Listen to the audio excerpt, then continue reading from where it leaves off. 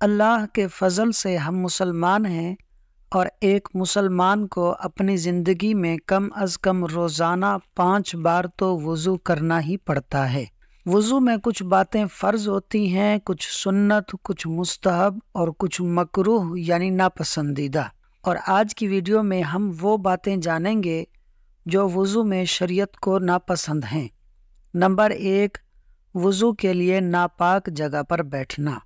Number 2، ناپاک جگہ پر وضو کا پانی گرانا۔ نمبر 3، اعضائے وضو سے لوٹے وغیرہ میں قطرے ٹپکانا۔ منہ دھوتے وقت بھرے ہوئے چلو میں عموماً چہرے سے پانی کے قطرے گرتے ہیں، اس کا خیال رکھیے۔ نمبر 4، قبلے کی طرف تھوک یا بلغم ڈالنا یا کلی کرنا۔ نمبر 5، زیادہ پانی خرچ کرنا۔ نمبر 6، اتنا کم پانی خرچ کرنا کہ سنت ادا نہ ہو۔ نمبر 7، منہ پر پانی مارنا۔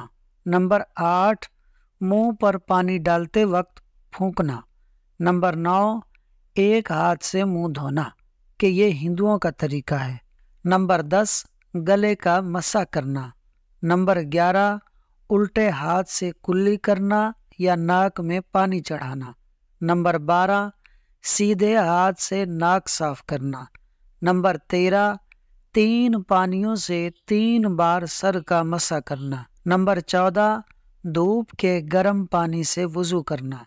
نمبر 15، ہونٹ یا آنکھیں زور سے بند کرنا، اور اگر کچھ سوکھا رہ گیا تو وضو ہی نہ ہوگا۔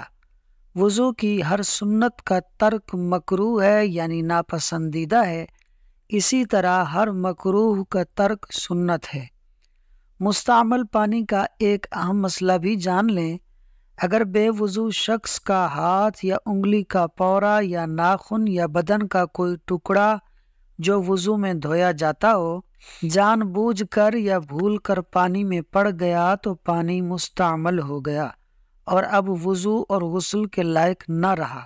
اسی طرح جس پر غسل فرض ہو اس کے جسم کا کوئی بے دھلا ہوا حصہ پانی سے چھو جائے تو وہ پانی وضو اور غسل کے کام کا نہ رہا۔